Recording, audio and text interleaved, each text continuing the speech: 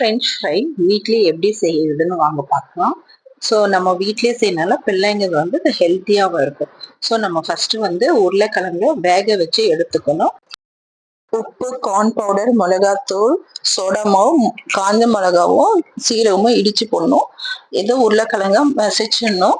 அதில் இந்த பவுடர் எல்லாத்தையும் போட்டு மிக்ஸ் பண்ணி சப்பாத்தி மாவு மாதிரி பதத்தில் மிக்ஸ் பண்ணி வச்சு ஒரு கவர்க்குள்ளே வச்சு இந்த மாதிரி திரட்டி ஒரே லெவல்ல திரட்டி ஃப்ரீசர் உள்ள வச்சிடணும்.